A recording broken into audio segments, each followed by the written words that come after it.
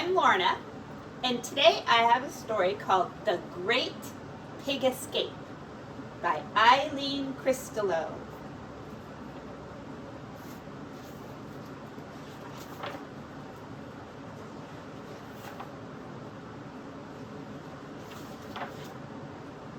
Bert and Ethel lived on a small farm. They grew the best lettuce, peas, tomatoes, corn, and turnips for miles around. One day, when they were out hoeing the weeds, Bert said, "I've been thinking we should raise a few pigs." "Sounds like trouble to me," said Ethel. "I'd rather stick with turnips." But Bert bought 6 piglets anyway. "They look like more trouble than turnips," said Ethel, "but they are kind of cute." "Oh, don't go falling in love with them. 8 months from now, they'll be pork chops." "Shh," said Ethel. "You shouldn't say things like that. You'll upset them." You know, some people do eat pig. Over the next few months, the piglets grew into pigs, and they spent their days grubbing and rooting and snuffling and wallowing, and they grew fatter each day. One day, when the pigs were slurping up their slop, Bert said to Ethel, "I think these pigs are big enough to sell at the market tomorrow." "Shh," said Ethel, "they'll hear you."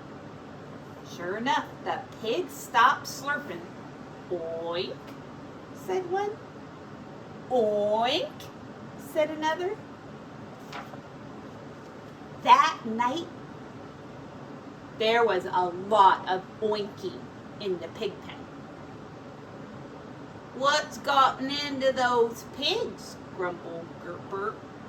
"Sounds like they're planning something," said Ethel. "Oh, don't be ridiculous," said Bert.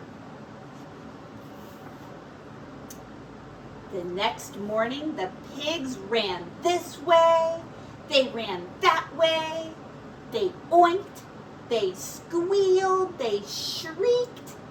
Bert and Ethel had to ask the neighbors to help them load the pigs into the back of the truck. "Where did you put that bolt that locks the tailgate?" panted Ethel. "It's on the ground," puffed Bert. "I don't see it," said Ethel. "That pig is running away with it." No one could find the bolt.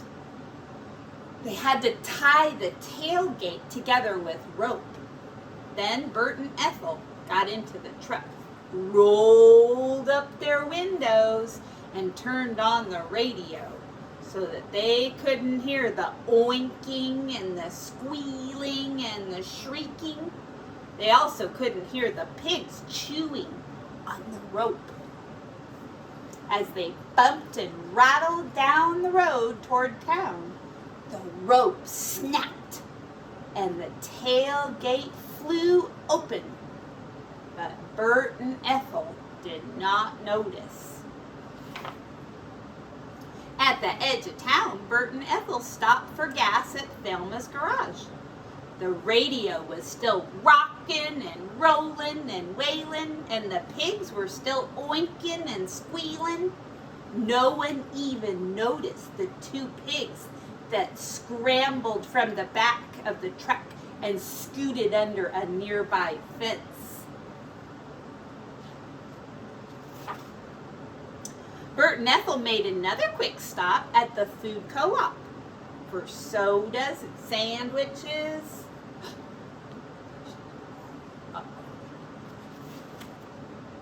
On the other side of town, Bert and Ethel had to stop at the train crossing while a long freight train clattered by.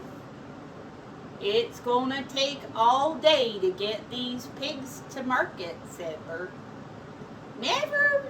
Maybe you should check on them, said Ethel. No need, said Bert. I'm sure they're fine. Look. When they finally arrived at the auction yard, Bert got out of the truck and went to check on the pigs. They're gone, he cried. What? Said Ethel. The pigs, shouted Bert. They got away. He jumped back in the truck and they hightailed it back down the road to look for the pigs.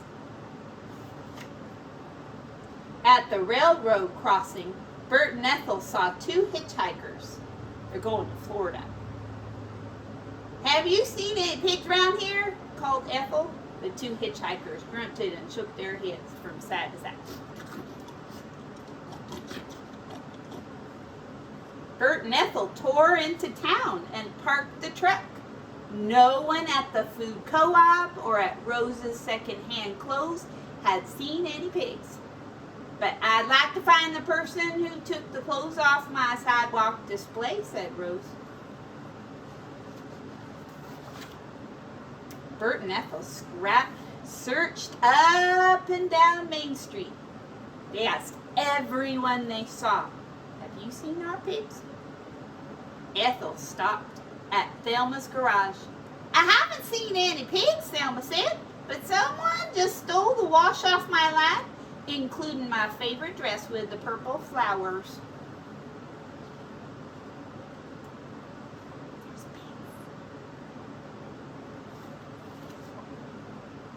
Bert met the farmer from over the railroad crossing. I haven't seen any pigs, said the farmer, but I'm looking for the scoundrel who took the clothes off my scarecrow. Pretty soon, people from all over town were helping to look for the missing hats, pants, dresses, shirts, and pigs. Ethel searched down by the bus station. You don't usually see pigs around here, said the bus driver, but I'll keep an eye out for them. As he was talking to Ethel, several passengers slipped onto the bus without tickets.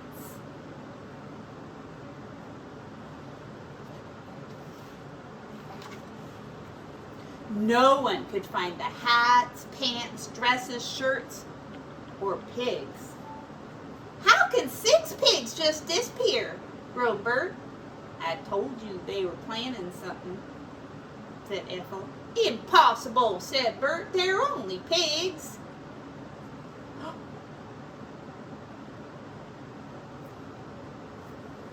Bert and Ethel looked for the pigs for several more weeks. They advertised in the paper, they put up signs, but no one had seen their pigs. Finally, one day when they were having coffee in town, Bert said to Ethel, I've had it with pigs. From now on, I'm sticking with vegetables. We can grow some fine turnips in the pig pen, said Ethel. Then one day, several months later, the post office received a large box from Florida, addressed to the people missing hats, pants, dresses, shirts, and pigs. Bert and Ethel hurried down to the post office. The people who were missing clothes were already there. Well, I'll be, said Thelma. Here's my dress with the purple flowers, washed, ironed, and folded neat as can be. Now, who could figure that? What do you have for the people missing pigs? Asked Bert. Oh, just postcards, said the postmaster. Who sent us postcards? Said Ethel. On the front of the postcard was a picture of a sunset and a Florida beach. But on the other side, it said, for Bert and Ethel. Oink! That's the end.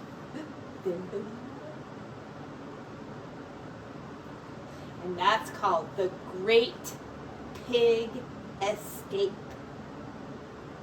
Boy, I sure hope they like it down in Florida. All right, so I have a song about a farm.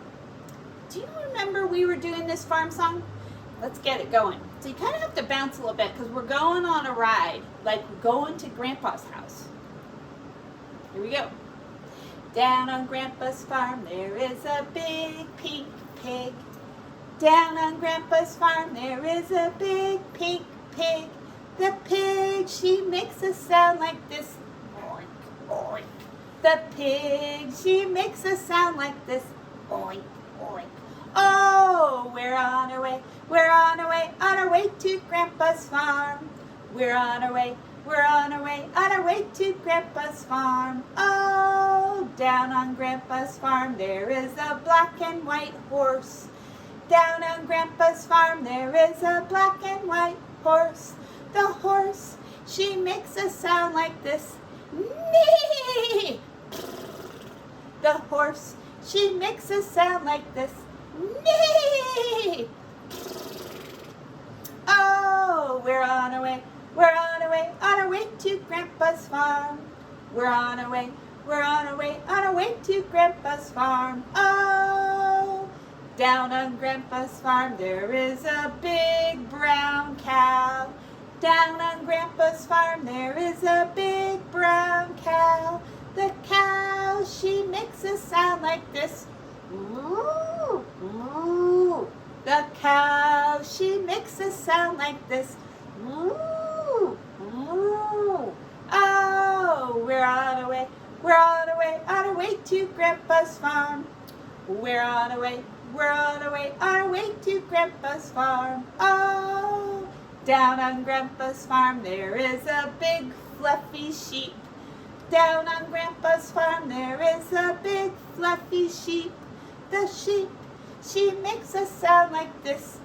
Bah, bah.